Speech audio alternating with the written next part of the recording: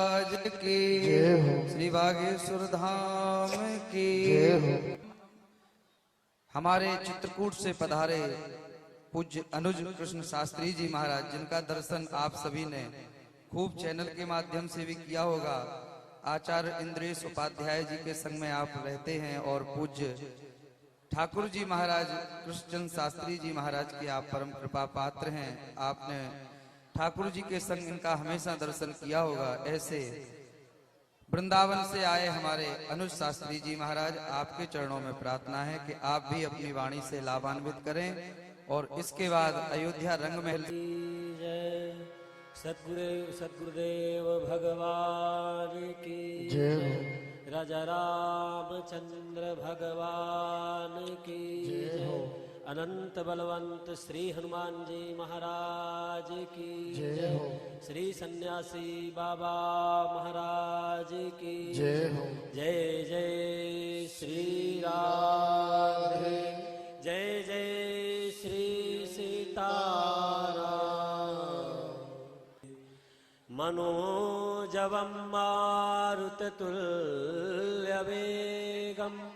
जितेन्द्रियं बुद्धिमतां वरिष्ठं वातात्मजं वानरयूथमुख्यं श्रीरामदूतं शरणं प्रपद्ये।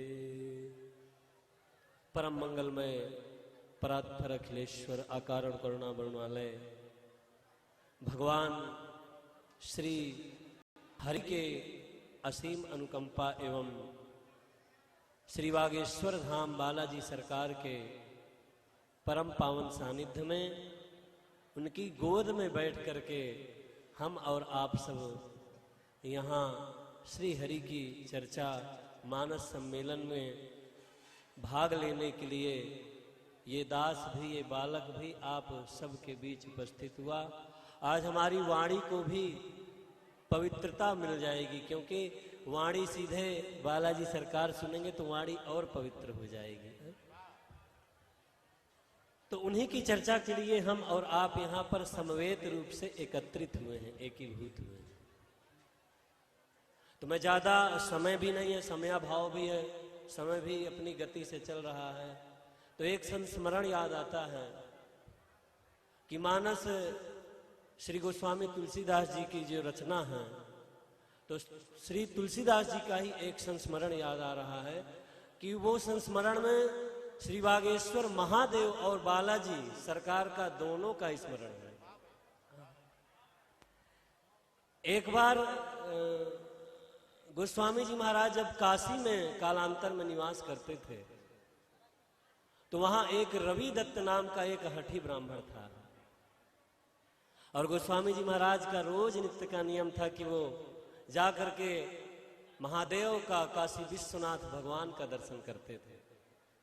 लेकिन इनकी मानस की कृति पूरे विश्व में इतनी प्रचारित प्रवाहित हुई को रवि दत्त ब्राह्मण इनसे चिढ़ने लग गया, ईर्ष्या करने लग गया और जाकर के एक दिन जैसे ही गोस्वामी जी स्नान करने के लिए मां गंगा में गए, तो पीछे से लठ लेकर के पहुंचा गोस्वामी जी को मारने के लिए और प्रहार करना चाहा, तो हनुमान जी महाराज बालाजी सरकार गदा लेकर के खड़े हो गए।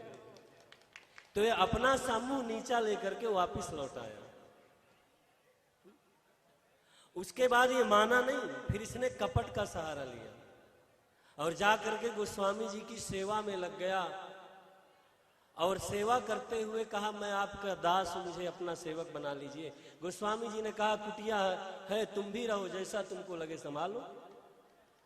तो ये संग रहने लगा, सेवा करता और एक दिन कहा कि मैं तुम्हारी सेवा से प्रसन्न हूं। तो गोस्वामी जी ने कहा, तुम मांगो, मैं तुम्हें क्या दे दूं। तो ये तो मौके की तलाश में था ही, कपटी था। इसने कहा कि यदि आप देना ही चाहते हैं ना, तो आप काशी को छोड़ दीजिए, आप काशी छोड़ करके चले जाइए। अब ये सुनते ही गोस्वामी जी का हृदय द्रवित हो गया और प्रेमाश्रु भर आए और बोले, तुम काशी नहीं महादेव का मेरा मिलन छुड़वा रहे हैं। रात्रि भर नींद नहीं आई गोस्वामी जी को। रात्रि भर अपनी पोटली ओटली समेटे, सुबह स्नान किया और महादेव को प्रणाम करके जैसे ही काशी को छोड़ करके जाने लगे तो मार्ग में महादेव से भी रहा नहीं गया, बागेश्वर महादेव प्रकट हो गए और जाकर के गोस्वामी जी को प्रत्यक्ष दर्शन दिए और बोले कि तुलसीदास आप छोड़ करके काशी मत जाइए। तो गोस्वामी जी ने कहा मैं आपकी आज्ञा मानता हूं, आप मेरे पिता हैं, लेकिन प्रभु वो ब्राह्मण को मैं वचन दे चुका हूं, मैं कैसे करूं? जब वो ब्राह्मण ही मुझे आकर के कहेगा तभी मैं रुक सकता हूं। तो प्रसन्नता की वजह से ब्राह्मण इतना प्रसन्न हुआ कि गोस्वामी जी ने काशी को छोड़ दिया तो गया सुंदर दूध का अभिषेक करने के लिए विश्वनाथ भगवान का।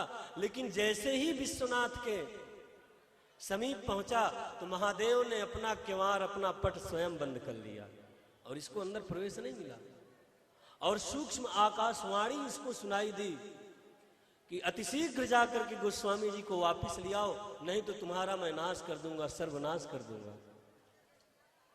अब तो ये अपना समूह लेकर के गया और जाकर के गोस्वामी जी के एक मित्र रहते थे जिनका नाम है टोडर जी। जाकर के टोडर जी के चरणों में प्रार्थना किया कि मेरी तो ऐसी स्थिति है कि मैं गोस्वामी जी को मुंह भी दिखाने लायक नहीं हूं, आप ही चलो। टोडर जी गए, जाकर के गोस्वामी जी के चरणों में प्रार्थना किए कि महादेव की आज्ञा है, वो ब्राह्मण आया है क्षमा मांगने। तब फिर टोडर जी ने उनके लिए एक सुंदर मचान बनवाया, मकान बनवाया रहने के लिए। तो ऐसे ये बालाजी, ऐसे ये बागेश्वर महादेव की प्रत्यक्ष कृपा श्री गोस्वामी तुलसीदास जी पर हमेशा रहती है। तो हम और आप पर क्यों नहीं है? प्रत्यक्ष कृपा है। आप यहाँ आते हैं, हम सबको कितना सुख मिलता है, सबके ताप संतापों को बागेश्वर बालाजी सरकार हरण कर लेते हैं। तो हमारे जीवन का यही लक्ष्य होना चाहिए। वाणी को विराम देने से पहले केवल इतना ही कहूंगा कि आप सबके हृदय में विराजमान भगवान और बालाजी सरकार आप सबके हृदय में विराजमान हैं। आप सबको वंदन करता हुआ श्री हरि के चरणों में, सब महापुरुषों के चरणों में विनम्र प्रणति निवेदन करता हुआ वाणी को विराम देता हूं। लेकिन आज हनुमान जयंती है तो भाव है कि एक छोटी सी बधाई श्री हनुमान जी महाराज को 2 लाइन की हम सुना देते। तो यदि केवल एक ही अंतरा सुनाएंगे क्योंकि सब महापुरुष बैठे हैं, इसलिए हम इतना ही निवेदन करते हुए बस कि हनुमान जी के लिए जैसे राम जी प्राणों से प्यारे हैं, वैसे हम सबके लिए होना चाहिए यही भाव। क्यों? आप दुनिया में सोना चांदी खरीदोगे, बहुत महंगे होते हैं, बहुत महंगी मड़िया आती है, नगीने एक से एक महंगे आते हैं, लेकिन हमारे राघव जैसा नगीना पूरे बाजार में कहीं नहीं मिल सकता है।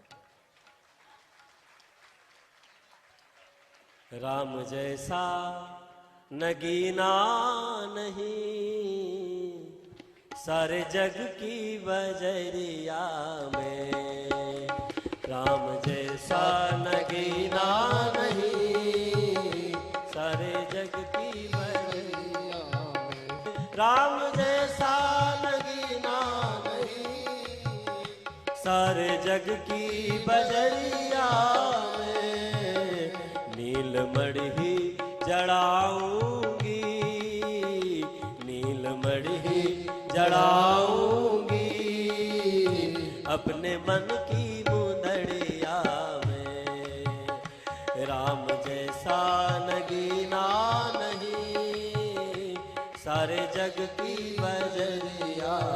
बताता हूं मेरे ऊपर कितनी बड़ी कृपा बालाजी सरकार की। हम तो हमारे जो गुरुदेव भगवान हैं, अभी तक हमारे गुरुदेव भगवान से ज्यादा विश्व में कोई भागवत की कथा नहीं कर पाया। विश्वविख्यात पूज्यपाद प्रातः स्मरणीय परम वंदनीय आदरणीय भागवत भास्कर श्री कृष्ण चंद्र शास्त्री श्री ठाकुर जी महाराज का ये दास यशस्वी कृपा पात्र है।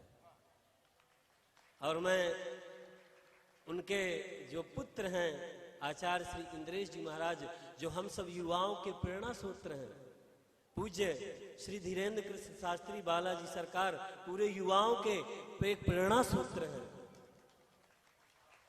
तो मैं उन्हीं के साथ, गुरुदेव भगवान के साथ सेवा में रह करके जो मुझे यहाँ की कृपा प्राप्त हुई, गुरुदेव भगवान और पूज्य महाराज जी की जो प्रत्यक्ष कृपा है वो मैं आपको एक संस्मरण सुनाता हूँ।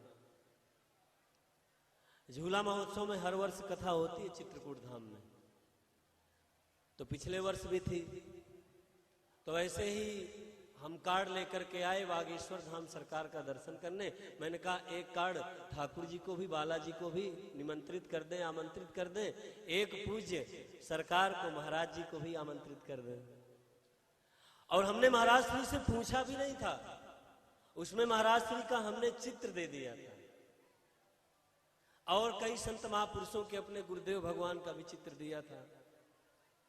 और महाराज श्री को मैंने वो कार्ड दिया और जाकर के बालाजी के चरणों में भी सादर मैंने चढ़ा दिया उसको।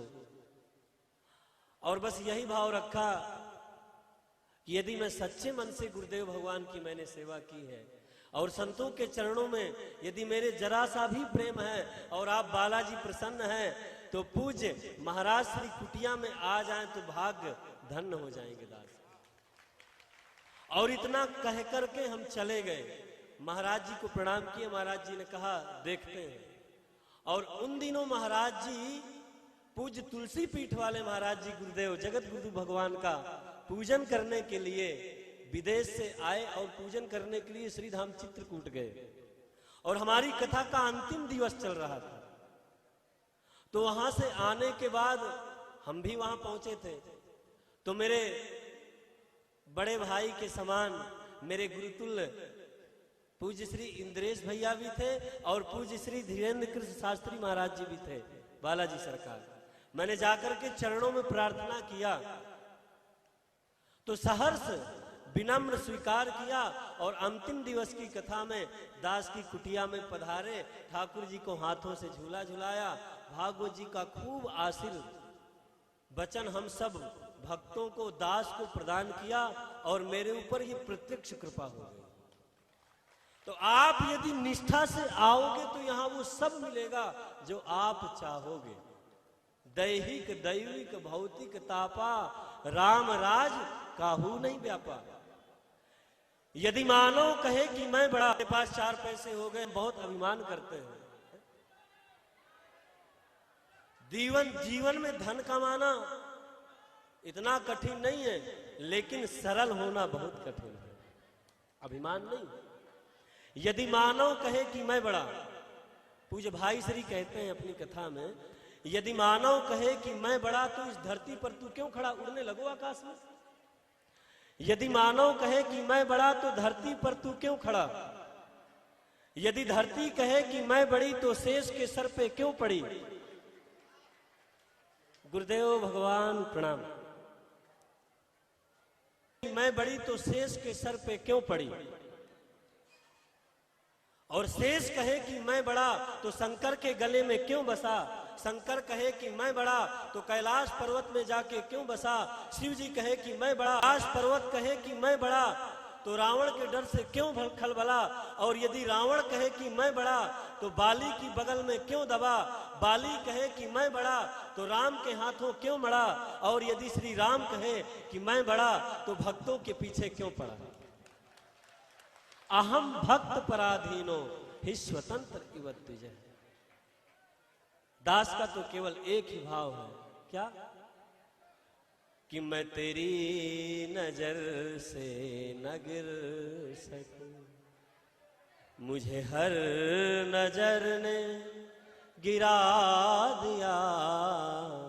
तेरी शान तेरी जलाल का मैंने जब से दिल में बसा लिया। तेरी शान तेरी जलाल का मैंने जब से दिल में बसा लिया। मैंने हर चिराग बुझा दिए। बस एक चिराग जला लिया, तेरी शान तेरी जलाल का, जलाल का। मुझे धूप छाँव का गम नहीं, तेरे कांटे फूलों से कम नहीं। मुझे धूप छाँव का गम नहीं, तेरे कांटे फूलों से कम नहीं। मुझे जान से प्यारा है तू, मुझे जान से प्यारा है तू। जिस चमन में तेरा जला दिया, तेरी शान तेरी जलाल का। मैंने जब से दिल में बसा लिया, तेरी शान तेरी जलाल का। तेरी याद मेरी आस है, तेरी धूल मेरा लिबास है। तेरी याद मेरी आस है, तेरी धूल मेरा लिबास है। मैं तेरी नजर से न गिर सकूं, मैं तेरी नजर से न गिर सकूं। मुझे हर नजर ने गिरा दिया, तेरी शान तेरी जलाल का। मैंने जब से दिल में बसा लिया, तेरी शान तेरी जलाल का। गुनहगारों में शामिल हैं, गुनाहों से नहीं वाकिफ। गुनहगारों में शामिल हैं, गुनाहों से नहीं वाकिफ। सजा तो जानते हैं मगर जाने खता क्या है। महाराज जी, ये दास ने ये भाव पूज्य श्री मुरारी बापू को श्रीधाम चित्रकूट में सुनाए थे। एक आपके लिए छोटी सी पंक्ति है।